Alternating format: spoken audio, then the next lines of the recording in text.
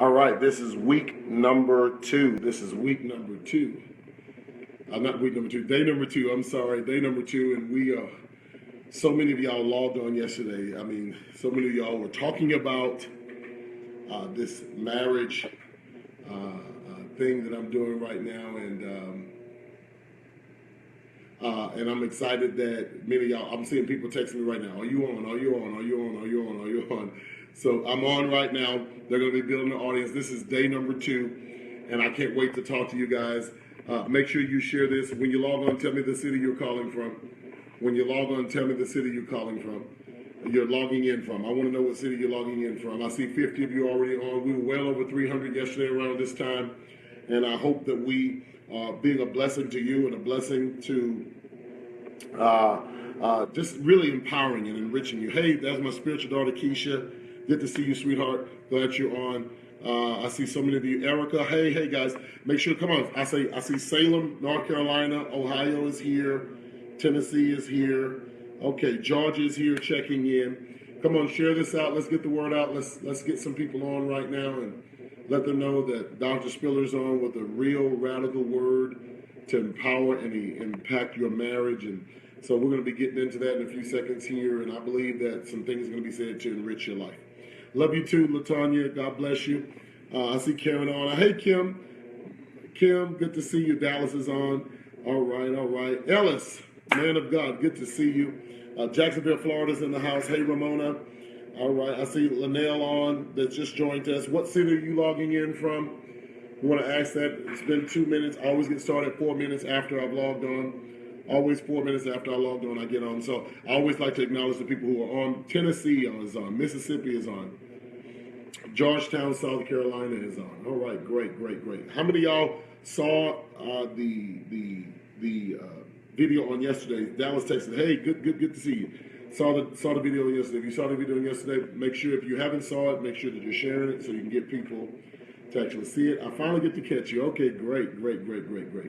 Now, let me explain how this is going to work. Before I get started, let me explain how it's going to work before I get started. Listen, I want you to hear this. It's very important. I will take questions at the end, and I'll let you know when you can give those questions. I'll take questions at the end, and so I'll try to answer those questions for you as it pertains to your marriage issue. Many of you inboxed me some questions, and I will address some of those questions that you inboxed me on yesterday. And I'm excited about you who are interacting with me. Now, listen, guys, you can only imagine. I have over 30,000 followers. So imagine 30,000 people inboxing me who are watching this video, who are seeing this video, or watching videos and inboxing me. So I'll try to get to your inboxes as soon as I can. Sometimes it's a little bit hard to get to them because there's so many. But don't stop. We're still going through them. We're going to go through them. We're going to look at them. We're going to address them. And we're going to try to make sure that we are ministering to you to the best of our ability. What I'd like to see now is many of you start sharing this already on your timeline. If you can start sharing this right now on your timeline, it'd be greatly appreciated. Hey, Jay, good to see you, sweetheart. Always good. Leslie, good to see you. Can you post info for the singers video? Okay. I will put Keisha, can you put the link to my YouTube channel in? A link to my YouTube channel, Keisha, if you could put that in so they can go right to the YouTube channel and look that up. All right, today is day 2. Let's get started. Let's get started with day 2. Now, I've been married for 15 years. I've been with the same woman for 19 years. And we did marriage wrong. Y'all, I need y'all to hear me. We didn't just do marriage wrong, we did dating wrong, right? And so all of the information I'm sharing with you comes out of my extensive experience with being with one woman for 19 years. So that's where my information is coming from. I've been with her for 19 years.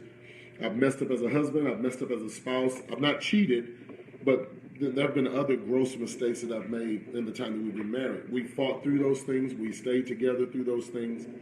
And we're building a strong relationship because of it. So what I'm going to be telling you is out of my experience.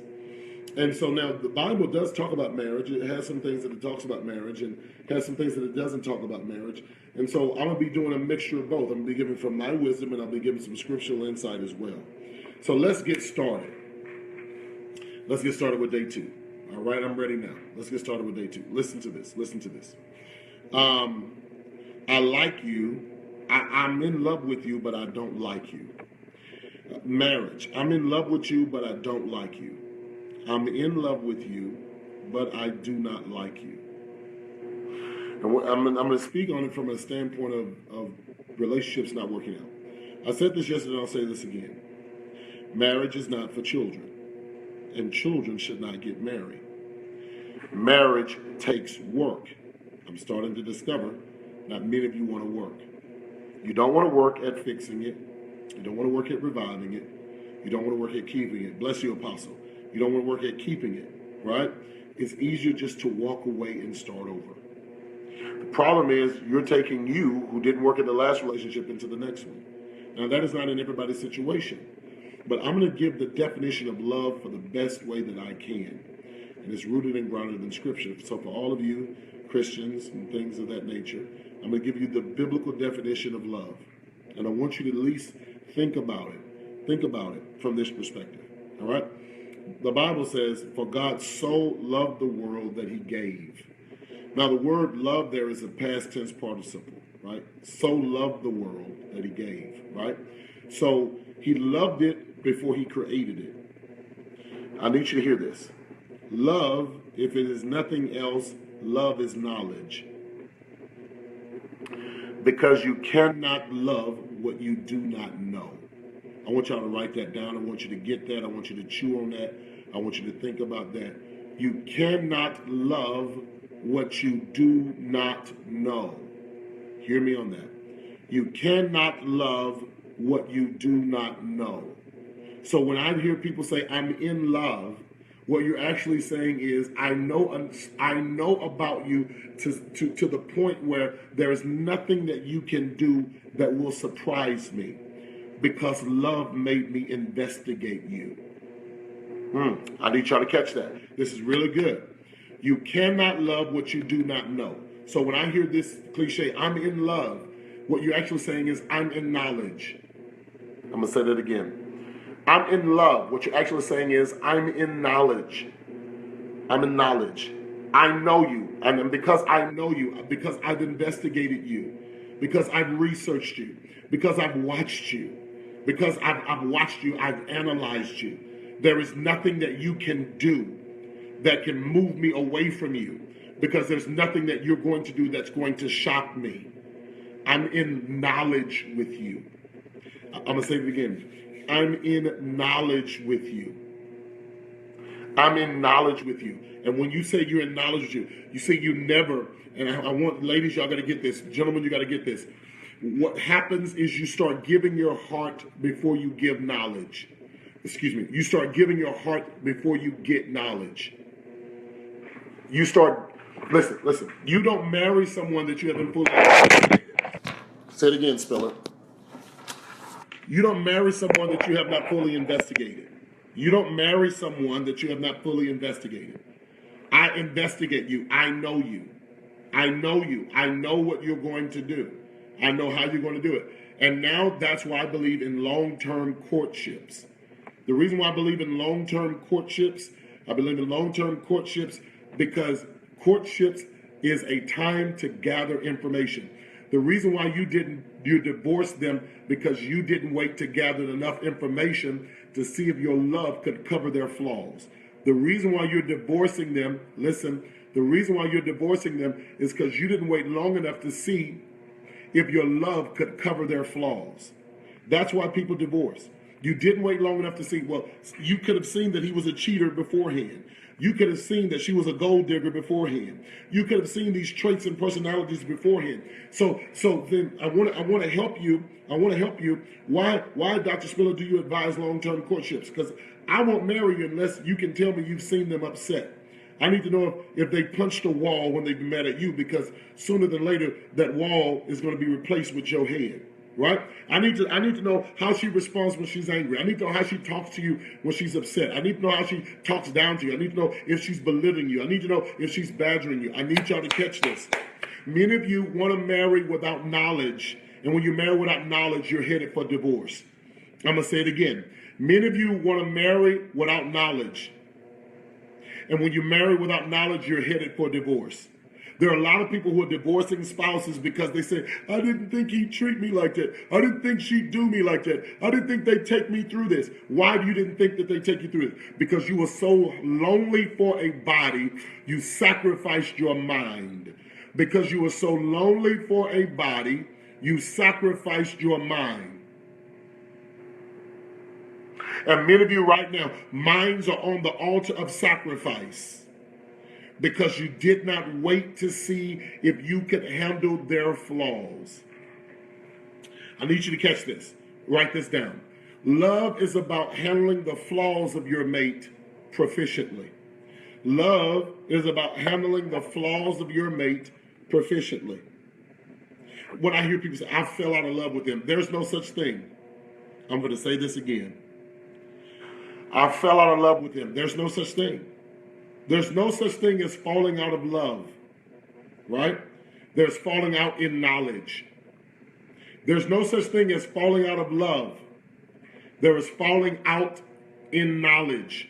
I fell out of this relationship with you because I now know something about you that I can't handle.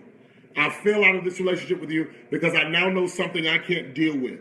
I fell out of this relationship with you because I now know something I cannot and will not and put up with. I'm not going to do it. And so I fell out of knowledge with you. You don't fall out of love with someone. You fall out of knowledge. You fall out of knowledge. And so when knowledge causes the fallout, but love is about handling the flaws of your mate proficiently. When you're in love, you know how to proficiently handle the flaws of the person that you're in a relationship with. Listen. When you're in love, you proficiently, and proficient is a strong word. I'm hoping that y'all are hearing me today. You proficiently handle the flaws of the person that you're with. And what do I mean by proficiently handle the flaws? It's because when you're in love, you first start considering that you are flawed. People who are not in love will never see themselves, and they will only see you. I'm going to say it again. People who are not in love, I need y'all to catch this, because some of y'all been in relationships like this.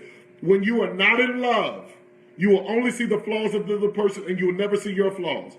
When you are in love, you temper their flaws with your own. Oh, y'all need to hear this. When you are in love, you temper their flaws with your own. In other words, before I condemn you, I consider myself. I consider the stupid that you're putting up with. I consider the fool that you're putting up with. I consider the ignorant person that you're putting up with. I consider the dummy you're putting up with. I'm considering the angry person you're putting up with. I'm considering the faithless person that you're putting up with. See, when I'm in love with you, I come to the table knowing that I'm flawed. So when I know that I'm flawed, I'm able to handle your flaw proficiently by not judging you because you're not me. Say it again. You got to hear this by the Spirit of God. I said you have to hear this by the Spirit of God. Listen to me. Listen to me. When you are in love, when you're in love, you bring your flaws to the table, knowing that you got issues. And because you know that you have issues, you are not so in a place to condemn the other person because you know that you got issues too. Are you hearing me by the Spirit of God? Now, I need you to understand. Many married people don't like each other. Let's say it this way. A lot of married people don't like each other. I want to give you this wisdom. I hope y'all hear this. A lot of married people do not like each other. But like has nothing to do with love. I love my husband. I don't like him right now.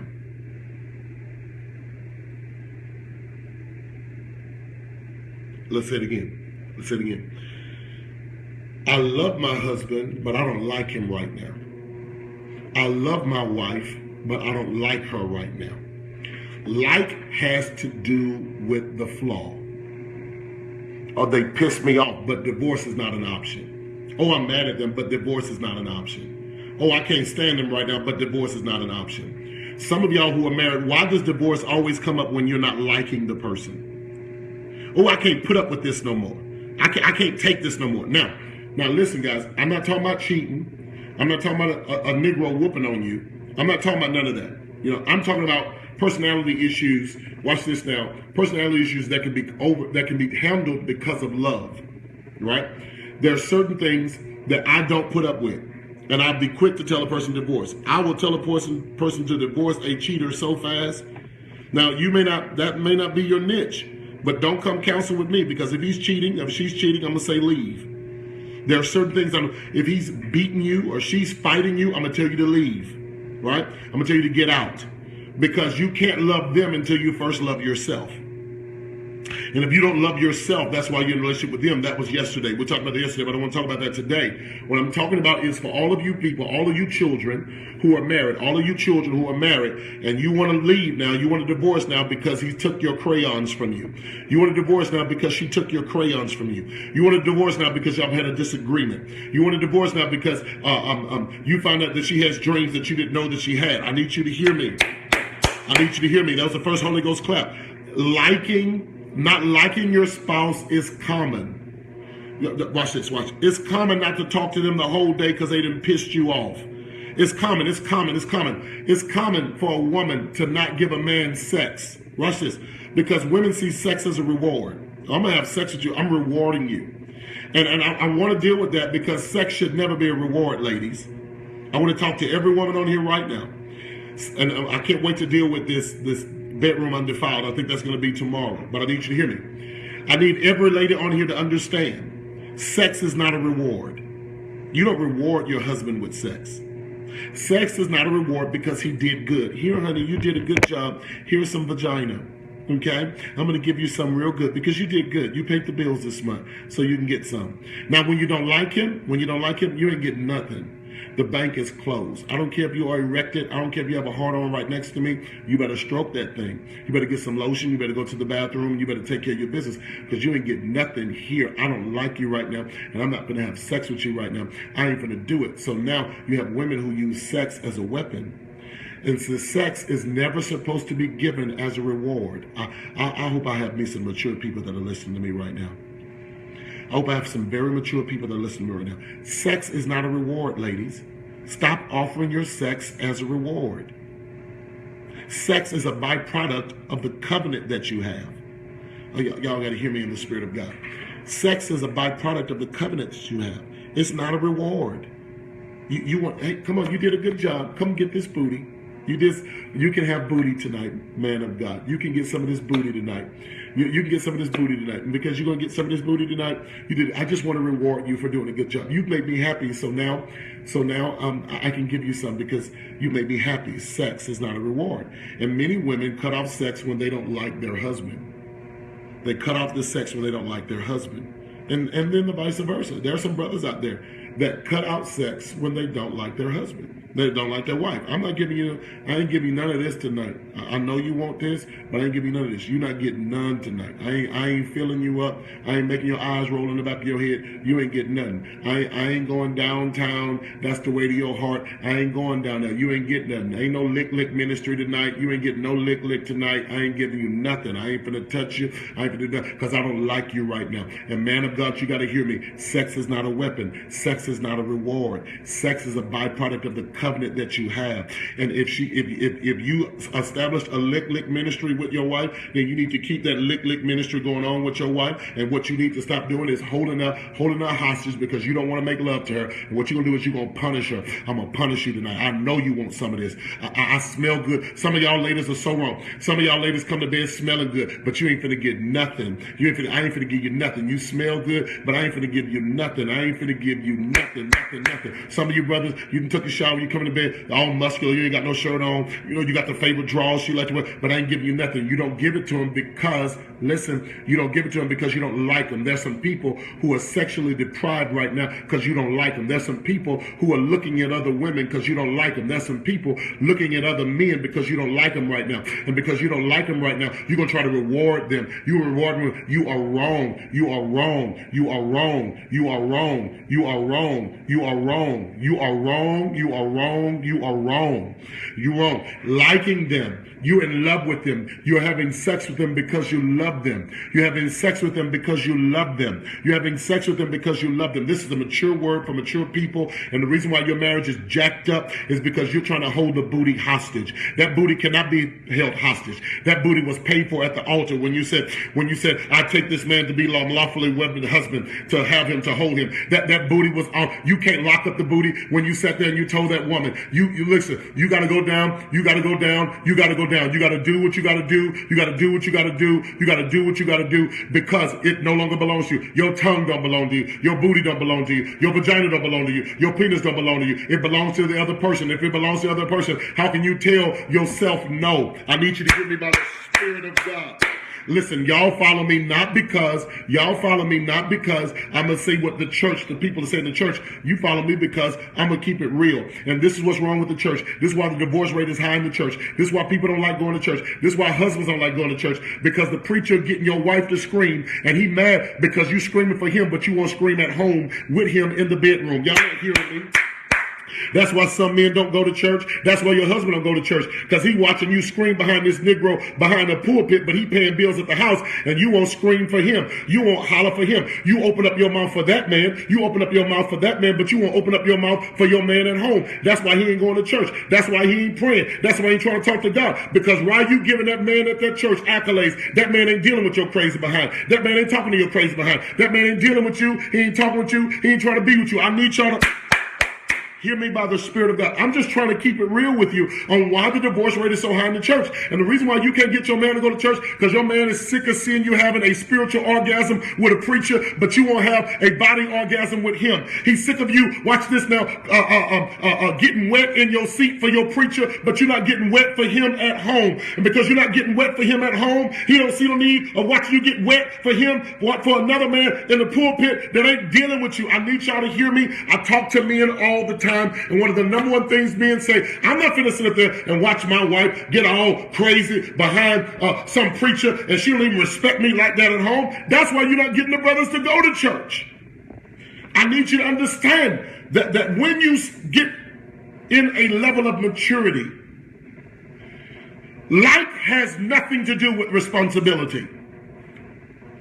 I'm going to say it again. Like has nothing to do with responsibility. I don't like you, so I'm not going to pay the bills. I don't like you, so I'm not bringing my check home. I don't like you, so I'm not going to father my children. I don't like you, so I'm not going to protect the house.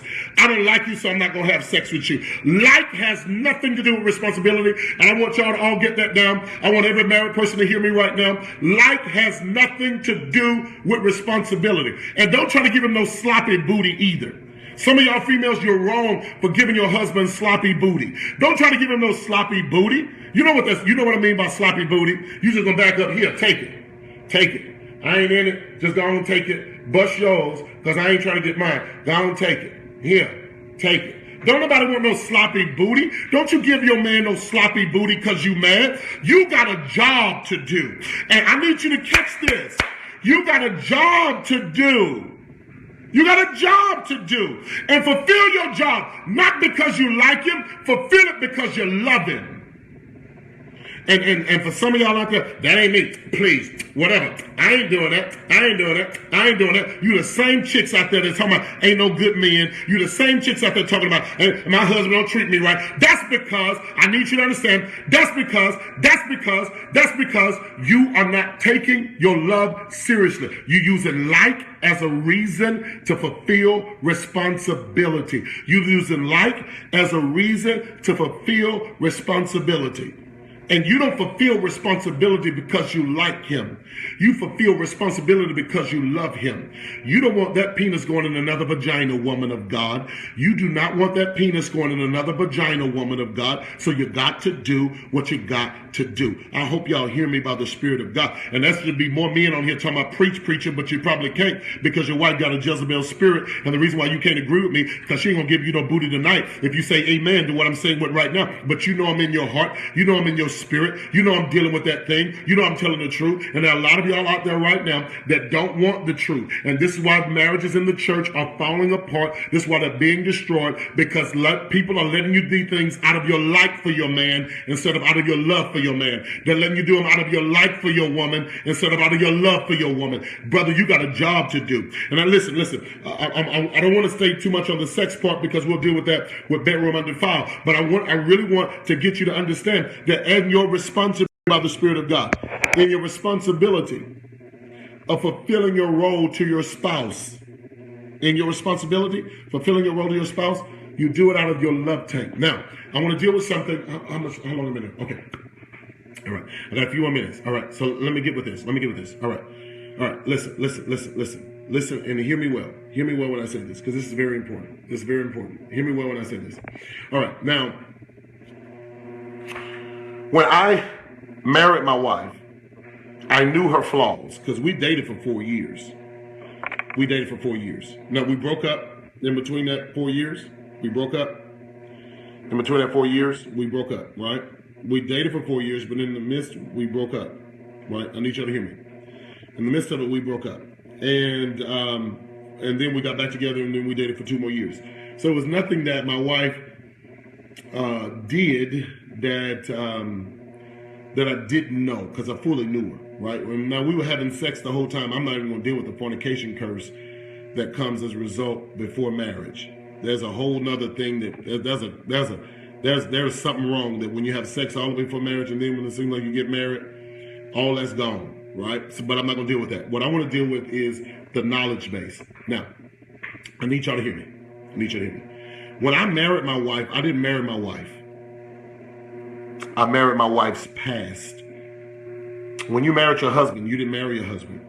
You married his past. Right?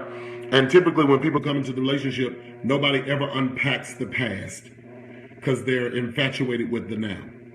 The past is never unpacked. So when I married her past, guess what? I married her mother. And y'all need to see this. I married her mother, right? I married her mother, who was a domineering figure in her house, right? I married a mother who was a dominating figure in her house. My wife's father was a no-show, a piss-poor example of a man. But the mother was in a relationship with another man, and that man was horrible. So all my wife saw was abuse, and all she saw was female dominance. Okay, that's her past that came into my now. The way I was raised was my dad ruled the house with an iron hand. When the man speaks, the house moves. That's what I was raised in. When the man speaks, the house moves. I need you to hear this. When the man speaks, the house moves. That's how I grew up. My mom did what my dad said. My dad ruled the house, right? That's my past. Now, my culture created me as her culture created her. When we both got together, can you imagine the clash? Can you imagine the clash that we were experiencing? Because I need you to understand, what was the clash? The clashing was my house and her house. Me and Teresa never experienced each other. Our parents were busy fighting. I need to speak to 150 of you right now. The arguments that you're having in your house are not even your arguments. Your arguments in your house are hereditary. Your arguments that you're having, man and woman of God, are hereditary. Y'all not even arguing. Your parents are arguing. I need y'all to hear this. Y'all are not even arguing. Y'all not even having a real disagreement, right? What's disagreeing is your culture. What's disagreeing is how you were raised. Many married people never have their own arguments. Y'all have never had your own argument. You're arguing out of how you were raised. You were arguing out of your culture. You were arguing in what you've grown into. You've argued out of what you've been developed into. And that's why y'all mad at each other. That's why y'all can't stand each other. And so rather than you and him fighting, your mom and dad and his mom and dad are fighting each other in your house. And so the arguments that you're having is really arguments of a misunderstanding of each other's past. So what you don't like about them, what you don't like about them is hereditary. What you don't like about them is not even them. Oh man, y'all better get this, man. What you don't like about them is not even them. What you don't like out of them is what their culture has shaped and formed and fashioned them into. What you don't like about your wife is not even your wife. Your wife became that as a result of her environment. What you don't like about your husband is not even your husband. Your husband became that as a result of his environment. And so what's fighting in two marriages? What's fighting in two marriages is two different cultures. How she was raised, she brought that into a relationship. How he was raised, he brought that into a relationship. And few people even understand themselves. A few people even understand themselves. So if they can't understand themselves, they damn sure not going to understand you. If they can't even understand why they're doing what they're doing, then they definitely not going to understand why you're doing what you're doing. And I need y'all to get this. Y'all are not even arguing. What you need to do is put your parents out your house. What you need to do is put your parents out your house. You and your husband need to decide today that we're going to put our parents out of this relationship right now so we can start loving each other and getting out of disliking each other. Put your parents out. Put your grandparents out. Put them out of the house. You still think that you're dealing with your ex-husband in your current relationship. No, your ex-husband didn't even deal with you. Your ex-wife didn't even deal with you. What they dealt with was your past. And a past that is misappropriated and a past that is mishandled will always show up as reasons to get out of the relationship. It always shows up as reasons to get out of the relationship because no one is willing to work on the new them. Nobody is willing to work on the new thing that they've created. Nobody's willing to work on the new relationship that they created because they're going to work from their past experiences that have developed either wisdom or stupidity. Now, I don't believe in generational curses. I don't believe in generational curses. And I just saw someone say, I do not believe in generational curses because generational curses follow through the blood. We're under the blood of Jesus, so the blood that came from our family has been separated. The generational curse is the curse that you believe in. Now, what the reason why I say that is because every culture can be broken. And it has to be broken by you fully investigating why she's doing it or why he's doing it. Now, I just told y'all before, well, Pastor, his daddy was a hoe, now he a hoe. He's a hoe by choice, boo. He ain't a hoe. He ain't a hoe. He's not a hoe because there's an involuntary action that comes over him and forces him to sleep with another woman. Every hoe is a hoe by choice, whether it's male or female. It's a hoe by choice. Right? And since it's a hoe by choice, he chooses to cheat on you. And he chooses to cheat on you, watch this now, because he never married you. He married your vagina. That's why he's cheating. She's cheating on you because she married a false perception of you. She thought you were going to be her daddy. But since she can't make love to her daddy, since she can't have sex with her daddy in the absence of her father, she's going to constantly go around looking for men to try to fulfill a void that nobody can fulfill. Watch this now, because she won't let go of daddy. I'm teaching good. And so a lot of your dislikes is because neither one of y'all have sat down to recreate a new name, a new brand, and a new image. I'm going to give y'all some truth right here. Ooh, how much time I got? I got to let y'all go. I have so much to say. I just always run out of time. Listen. I need you to hear this. I need you to hear this. Many of you, when men of God, let me speak to you, men of God. I pray you hear me by the Spirit of God. And I'm going to try to keep it real with you. All right? I just pray you hear it. When she married you, she married your image, but you became a new thing when both of y'all came together. When both of y'all came together is a new thing. Now, what people don't talk about is the new thing that must be developed. And there has to be, and listen, there has to be, please hear me, there has to be a sitting down between the husband and wife and say, can we really examine why we're fighting? Can we talk about how you were raised and you talk about how I was raised? Because what's dealing with right now, what we're arguing with is over upbringing. That's what we're arguing with. We never sat down, please hear me, we never sat down and discussed this new entity. Okay, now, there is the Spiller name. It's Teresa Spiller, that's my wife. That's my boo, my baby boo. Her name Teresa, right? We never sat down to discuss our brand image. Yeah, the Spiller is a brand image. Your last name is a brand image. Now, as a brand image, what is your last name going to mean to the house?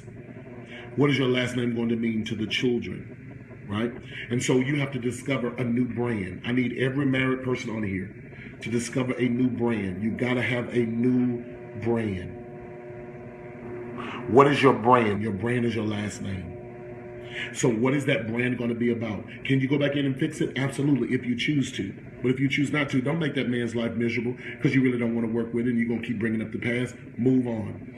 There is a brand image. When y'all sit down, your responsibility is to create the brand image for your family. And in creating that brand image for your family, you've got to disconnect from the past that's made you to the person you are now. And when you know the person's past, listen to me, guys, you have patience with it. Because love is patience. The Word of God speaks it out. It is long-suffering. It is self-control. That's love. That's love. Love is that patience. And so when you understand, okay, she only talking to me like this because her mama talked to every man like this. And what I got to do is I got to see that I'm not she's not her mama, and I'm not the man that her mama brought in her life. So I got to show her a different me. So she's used to me and yelling and screaming, which gives her the reason to yell and scream. Let me not yell and scream, because yelling and screaming only feeds into her past. Yelling and screaming in her only makes her go back into her mama. And when she go back into her mama, she has to talk like her mama talked to every one of those Negroes that was in her mama's house that was having sex with her mama but abusing her mama. I need y'all to hear me. I need you to hear me. I have to change how I approach her. And if I'm going to change how I approach her, I got to consider that her mama married all these fools. Her mama had sex with all these fools, and she saw all these fools in her mama's life. And so her mama yelled and screamed at her and yelled and screamed at the man. And so now she's yelling and screaming at me because all she's seen is her mama yelling and screaming at them. So what I need to do, I need to make sure that I'm not causing her to revert back to being her mama, because that's where she's comfortable. I got to introduce her to a new environment. I got to bring her into a new place. I got to bring her into a new mindset. I got to bring her into a new relationship. I got to bring her into a new consciousness so that she can never be her mama in my house. Did y'all hear what I just said? She can never be her mama in my house. Same with your husband. Listen. You yelling and screaming at him, that's only going to make him yell and scream. His daddy wasn't there. Since his daddy wasn't there, he don't even know how to treat you, hell. He don't know what to do. He learned how to treat women from movies. He learned how to treat women from watching other OGs treat women. He learned how to treat women from that trash. And so now what you got to do is you got to make sure that if you love him, you'll do it. You got to make sure that you detach yourself from everything that will cause those nostalgic memories to come up. That's why you can't hold the booty in hostage. That's why you can't hold the booty, baby. That's why you can't hold the booty. You can't hold the booty. You can't hold the booty. You can't do that. You got to create a new environment.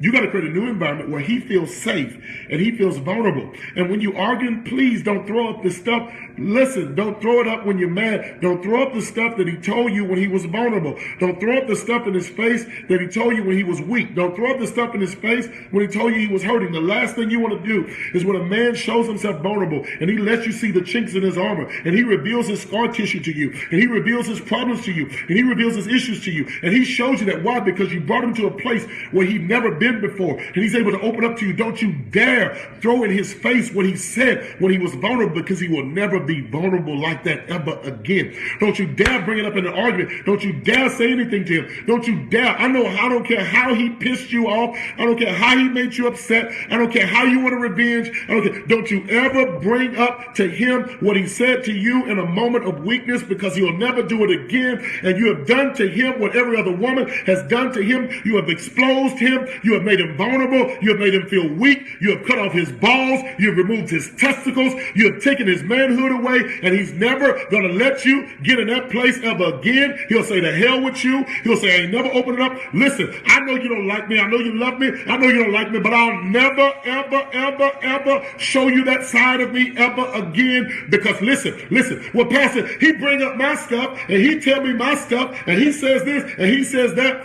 When are you going to realize that men and women are different? When are you going to realize that they're different? Y'all don't think the same? Women, you are smarter than every man that has been in your life. There is no such thing as a dumb woman. There is no such thing as a dumb woman. Women are brilliant. They are genius. They are thinkers. They are master manipulators. There is no such thing as a dumb woman. And you're only acting dumb because of the culture that you came out of. You can outthink a man without even trying. You have the answer before the problem even manifests. You have the solution before he even knows there's a problem. You're smarter than him. Now use that in your marriage to create a home where he's happy about coming home. Use it to create a home where he's happy about coming in the house.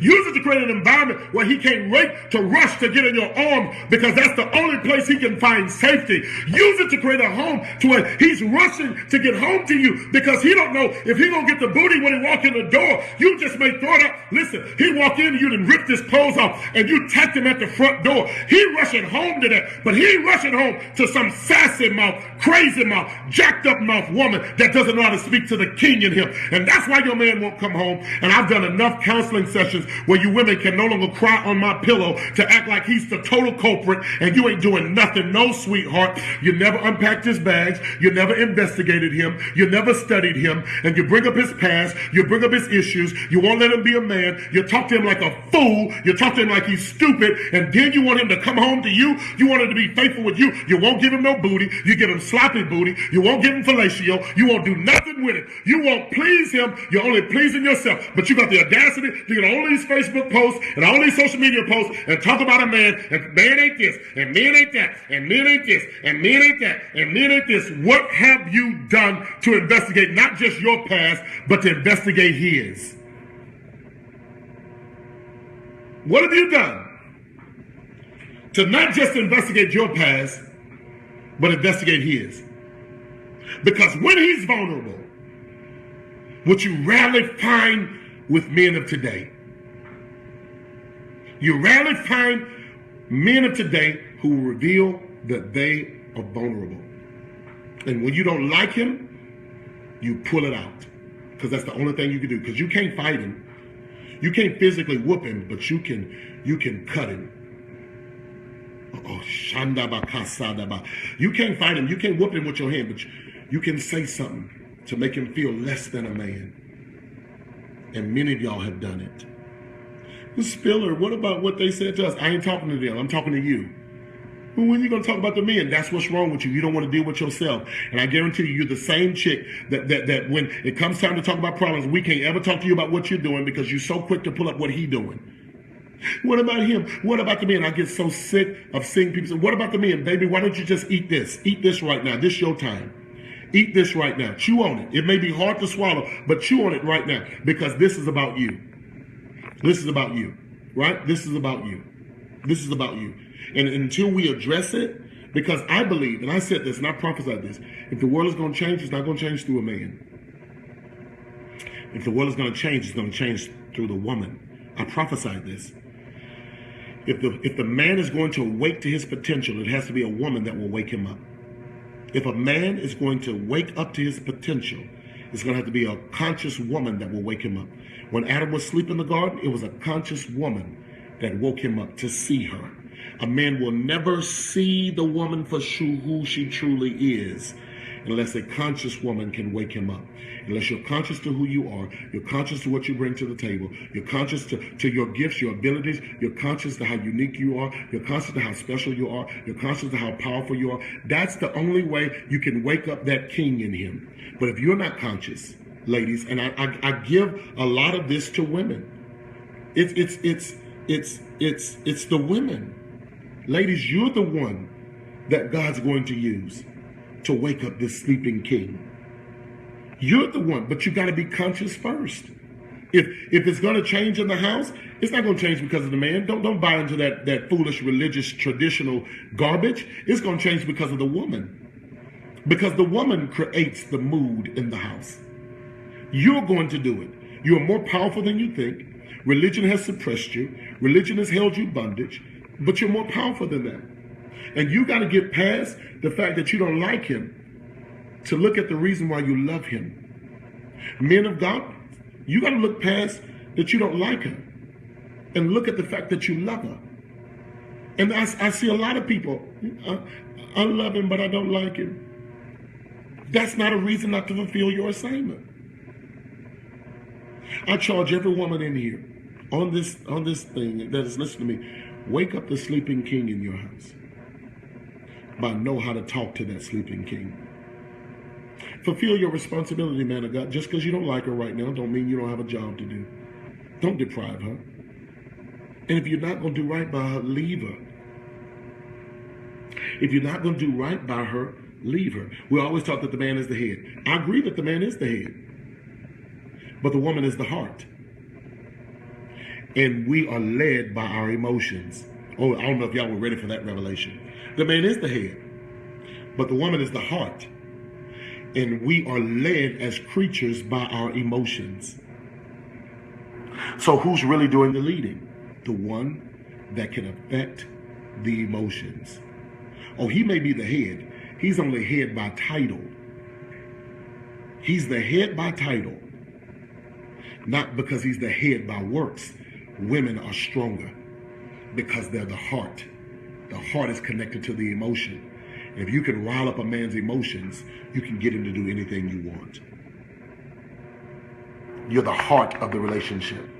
And when you really study and find out, the heart is stronger than the head, baby. The heart is stronger than the head. And so what we got to do, y'all need to heal. Husband and wives, I'm bringing this to a close. Y'all need to heal. You need to heal your relationship. And you need to put out your parents. And you need to start discovering who you are. You need to understand what they bring to the table. Watch this now. And you need to make sure, please hear me. You need to make sure that you're doing your best to protect your marriage. You may not like him, but you better protect him. You may not like her, but you better protect her. Protect your marriage. Protect it. Get past your little issues with each other. Everybody gonna have issues. Stop thinking marriage is supposed to be marriage. There's no perfect marriage. Me and Teresa don't have a perfect marriage. We have a loving marriage. It's not perfect. We just love each other. Oh Lord, I tried to leave Teresa so many times. Girl, I'm leaving you. I'm gone. This is over. I'm young enough. My wife is 7 years older than me, right? And so I told my wife, I'm gone. I'm gone. I'm leaving. I can start over. You older now. I'm younger than you. I can leave. I'm gone. It's over. Right? And so we went through that phase because I was immature. I was very immature. Now that I got out of that immaturity, I ain't going nowhere. I ain't gonna leave her. We're gonna stay together. We got these kids to raise. We've been through enough hell. Where I'm gonna go find another chick that's gonna be with me when I lose everything, and she still ride or die. I get all these honeys that come at me in my inbox. I get booty pics. I get naked pics. I be laughing at them. I be getting them trying to hit up on me. I be laughing at them. I be like, man, please. Like, girl, I don't want your booty. I got some clean booty over here. And because I know this booty over here is clean, I'm not finna, man, look. Ain't no chick gonna stay with you when you broke. It's hard to find a chick that's gonna stay with you when you broke and you ain't gotta pop the piss in or when to throw it out of and you done lost everything. What you gonna give me? You can't give me nothing. She give me everything, right? She give me everything and I ain't got nothing, right? So what can you do for me? Nothing. Because as soon as a rough patch comes, she's already proved herself that she ain't going nowhere. So why in the hell am I going to risk that by getting some booty on the side? Your booty ain't that good. And see, I'm old enough to know that all vagina is the same. Some are wetter, some are tighter, some are wider, but they're all the same. And if you know how to fix it, you can tighten that thing up. Y'all better hear me in the spirit of God. I'm not going anywhere. I'm not going to do that with nobody. No. And I tell them this. And I tell men, you don't have to do that. Don't tell me. The only thing you're making love to is her face. But the vagina is the same. There ain't no difference in the vagina. All of them the same. It's your mind that's in your way. And so I stay with my wife. Why? Because she tested and proved. Where am I going to find me another person like that? Where am I going to find me another? I ain't going to find nobody else like that. It's hard out here finding a ride or die. It's hard finding a ride or die. Where am I going to find somebody? Why am I going to chance that? With some booty that I don't know what's going to do. And then I bring it back and she find out. Because women are smart. Women know when a man cheat. A woman always know when you ain't did something you ain't got. I don't care who she is. Women know when you did something you ain't got no business. Now, they may suppress it, but that chick know. My wife know everything. My wife know everything. If my body responds different, she gonna know. I'm not gonna take that chance. I ain't gonna take that chance. Why? She been tested and proved. And some of y'all out here, you got something that's been tested and proved, and you're gonna try to walk away from it because you see some new booty. You dummy. You are dumb. You better work through those issues because that chick is tested and proved. You better work through those issues because that brother's tested and proved. He's going to stay with you no matter what. And it's hard to find somebody that will stay with you in the midst of something that's confrontational. I'm just speaking to the maturity in you. All right, listen. I want to take a couple of questions. Now's the time for questions. If you want to ask some questions, put those questions in here. Now, I get a lot of flack. Because people always talking about, he always talking about his wife. And I figure, if you always talking about his wife, you're not finna get with this. So if you don't like me talking about our wife, then go ahead and unfriend me and delete me. Because I'm in love with her. I am so in love with her, it's ridiculous. Go ahead and ask your questions. I'm going to try to take some questions on this. But I'm just throwing it out. I'm not, no, you're not going to get into this. I know you want to taste it, but you can't have any. You know, the pump has been shut off. And so since I know the pump has been shut off, I need you to understand, since I know it's been shut off, ain't nothing you can do. Ain't nothing. My body won't even respond. I won't let it respond. And some of you men need to get this. And if you don't got it, you need a spiritual covering that can put it in you. You need a spiritual covering over you that can speak life into you. Because a lot of the reasons why you're not faithful is because you don't have a mentor that can teach you how to be faithful. And you need to connect so that you can get that, because you can get it. You can get it. All right, now, let's look. Any questions? I ain't seen no questions. There's no questions on you. I was trying to look for some questions. Keep giving her flowers. Girl, I'll do the best I can. Can you still pursue knowledge after your marriage? Absolutely. You never stop pursuing knowledge, Keisha. We never stop pursuing knowledge. We always pursue knowledge. Why people put their kids before their husbands? That's a good question. And I want to deal with that. Why people put their kids? That's so wrong. I know women that do it. I know women that put their kids before their husband, and they're wrong, right? But they put their kids before their husband is because what husbands don't understand, and oftentimes when a woman gives birth to a child, that child is part of her, right? And as that child is part of her, watch this now. Typically during the time when she was pregnant, y'all probably were arguing and fighting and fussing and things like that, right? Fighting and fussing and all those things like that. I need y'all to catch this. Fighting and fussing and all that while she was pregnant, right? And she put these mental blockers in her. I need you to hear me. Put these mental blockers in her to shut you off. There's a lot that happens with a woman when she's pregnant with a child and the child comes forth, especially if y'all were fighting, that once that child is born, those mental blockers are still there. You got to break through the mental blockers that y'all created while y'all having disagreements while she was pregnant. That's number one. Number two, the second reason why the woman does it is because the woman never knew how to love in the first place, right?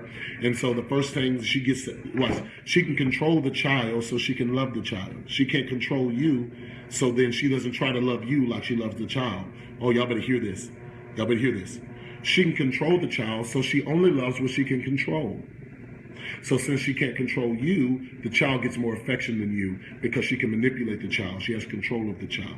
And that's actually a wrong thing for women to do, is that when the child gets more affection than the husband. The only reason why the child is getting more affection from the husband, the wife, is because the wife can control the child. She can only receive affection from the child. She can only receive love from the child. She can be criticized by the child. She can be condemned by the child. She can only see the child using her for what the child uses her for. And what she does, I need you to understand, and what she does while the child is sucking from her breast or while the child is feeding from her, she's only getting affection from it. And women are prone to love the thing that they can get affection from. When a woman cheats, she's only cheating because of affection. She's not cheating because, unless she's a nympho, and so that doesn't count. Sexual insanity, I'm not talking about that. But when a woman cheats, she's only cheating in the place where she's getting affection. And that's why women put the child before the husband, is because she's getting affection from the child. She can control the child. She can control the situation around the child. But since she can't control you, watch this now, she's quick to push you away and pull the child closer. And ladies, that's wrong. It is absolutely wrong that you do that. And that man should never feel neglected. That's why when men cheat when a woman's pregnant. When men cheat when a woman, let me tell you when cheating usually occurs.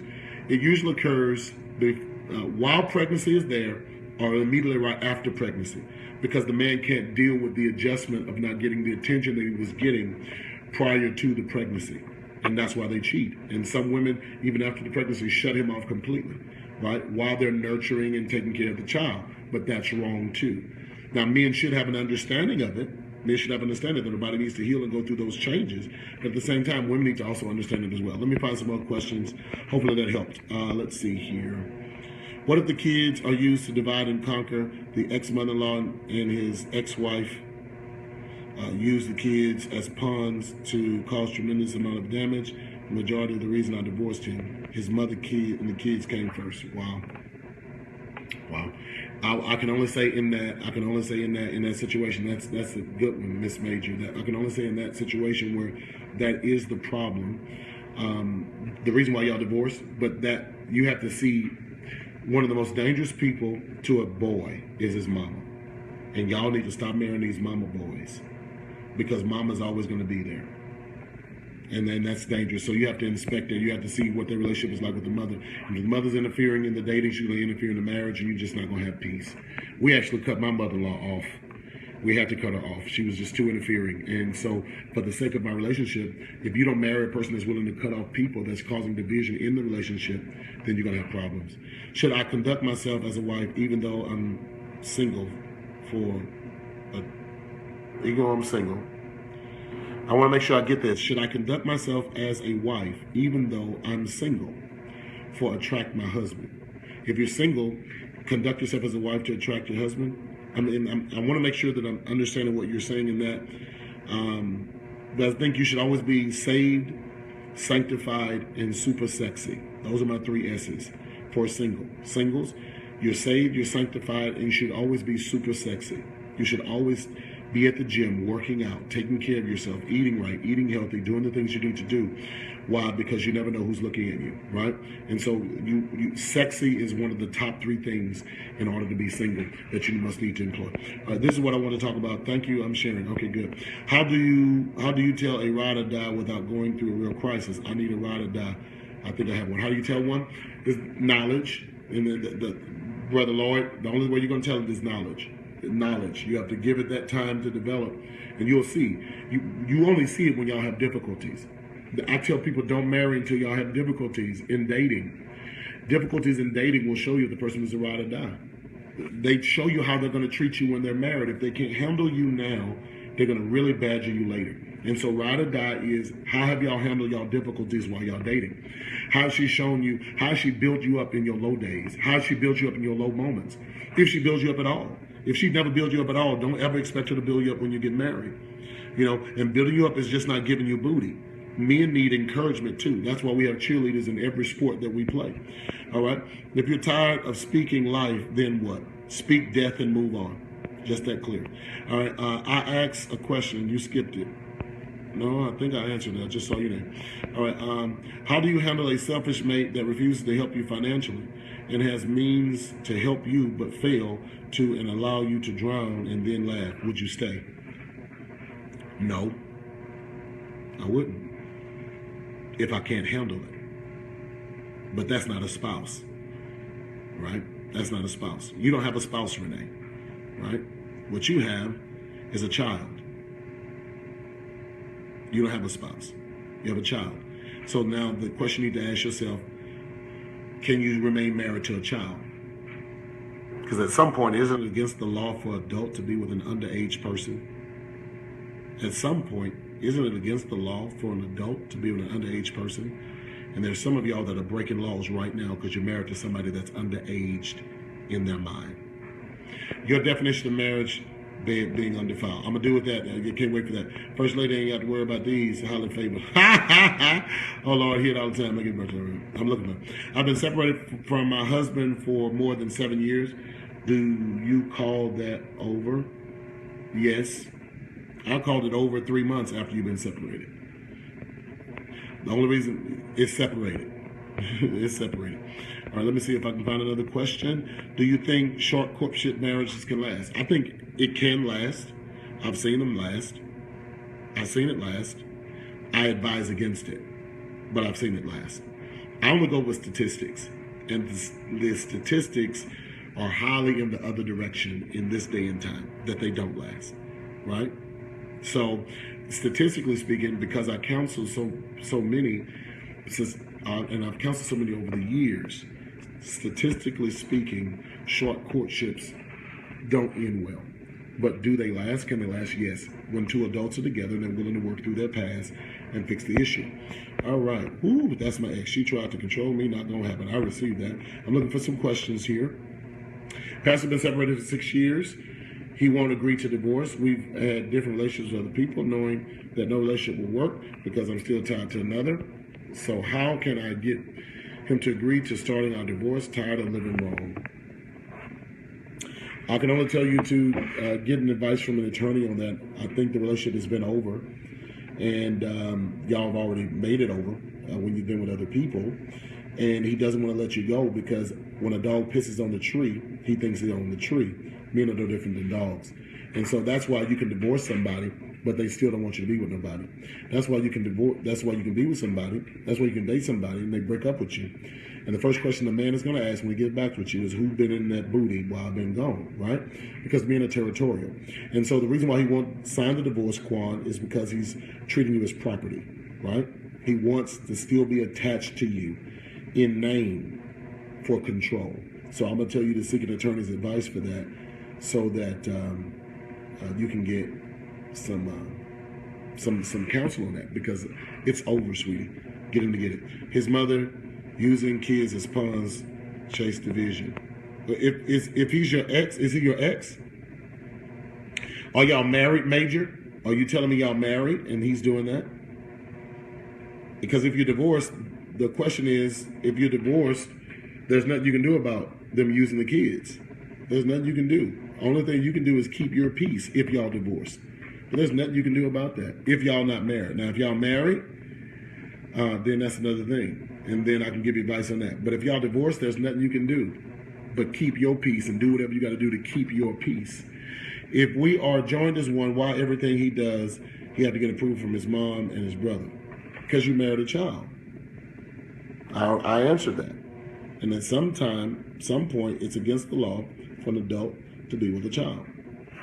That's here. And so what do you have to do? You have to break him from his environment. He doesn't trust you, right? So since he doesn't trust you, he trusts his mom, he trusts his brother, but that's his culture that he was raised in. You have to create an environment where he feels he can trust you. You got to take on certain goals and certain tasks and perform them proficiently so he can start trusting you. Well, I'm doing that. You're obviously not doing it enough. And if you're not doing it enough, he's not letting the guard down. Or maybe you've said something in a moment of anger, in a moment of hostility, and he remembers it. Right? Yeah, trust me, y'all have had arguments, and if y'all have had arguments, you've said something, he remembers it. So he's not going to let you in. So those could be very much the same cases of how you handle that, right? And so he doesn't trust you. That's why he trusts his mama. He's still sucking from her breast, right? His brother. He trusts his brother because his brother is his ride or die. He's never introduced you into that part of his life. It's your responsibility to get him to introduce you to that part if you're going to make this marriage work. And how do you get him to introduce you to that part of his life? How do you get in the same area where the mother and the brother is? You got to accept some assignments, perform those assignments where he feels he can trust you. And the more he begins to trust you, the more he'll let the guard down. But when he let the guard down, listen, here's a word of advice. Never bring up the mother and the brother ever again. Never bring up the mother and the brother ever again. The greatest way to get him to start seeing you for who you are is never acknowledging them as a problem. Because he's waiting for you to say, you do what your mama say, you do what your brother did. Why you include me in? Never bring them up again. All right, let me move on. Let's see. I'm going to take one more. The child grows up to leave their parents to pursue their life. If you're married and the spouse and the children are on the cliff, who will you save? Your spouse, Bible. Okay. No, if all of them die, we all gonna die. I'm gonna jump. Okay. Why X lies? Because they're stupid. Let's see here. Should business come before relationship? The question is kind of open-ended. I need to get a better understanding of that. Should business come before relationship? I want to understand it a little bit better. Business and what? You know, what business come before relationship? So I couldn't get that one. How do you deal with your husband when his exes are his best friends? What? You're supposed to be his best friend, boo. Elizabeth, you're supposed to be his best friend. And if you're not, then he didn't marry you because he wanted a relationship with you. He married you because you're fulfilling a void in his life, a one area. And so these exes are still fulfilling voids that he will let you fulfill. So he didn't marry you for friendship. He married you for a void. And marriages don't work if the wife and the husbands are not friends, okay? What about the husband whose mother passed away when he was a teenager? Then he has abandonment issues, and those pop up in so many different ways as it pertains to how he treats you, right? That abandonment, and she didn't leave him, she died early, and there still can be abandonment, right? And he still could be dealing with the death of that, still could be dealing with the remorse of that, and so you have to unpack his bags. You got to get him to a place where he can talk. talk about his past, and you cuddle him and caressed him and hold him while he does it. You know, but you got to make him vulnerable. You got to let him feel that it's okay to go into that area where you can get him to trust you. Okay? All right, guys, that's going to do it. Listen, send me some more of your questions in my inbox. I'll try to answer them right now. I hope I blessed you today. Share this out. Share this video with someone who's who wants to save their marriage, who wants to bring strength to their marriage. If you want to sow a seed, Keisha's going to put a link in there. If you want to sow a seed in what you heard today, you can do that. We only ask that you sow $1. If this blessed you, sow $1. If it blessed you, sow $1. If it blessed you, sow $1. Just sow $1. You sow that $1, then our ministry will be greatly appreciated towards that. We're only asking people to sow $1. So if you were blessed, sow $1. God bless you. Thank you for being on. I will be on tomorrow. I believe we're going to do with Bedroom Undefiled tomorrow. Let's talk about some sex tomorrow. Let's get really raunchy and really nasty, and let's save some marriages by showing you how God wants you to bring your love life in your marriage. We're going to deal with women who've been molested, men who've been molested, and how to get through that area where they've been molested. You know, we're going to deal with those things. We're going to talk about those things, and we're going to bring those things to the table so that y'all can have a healthy, strong, and powerful relationship. So with that being said, I love you with the love of God. I pray that this blessed you, but I need y'all to share this, get this message out, let somebody know. Listen, y'all need to hear this. This is going to be a blessing to your life. All right, talk to y'all later. God bless you. And remember, success is given to those who persevere. Work on that thing. Don't try to like them when you really need to love them.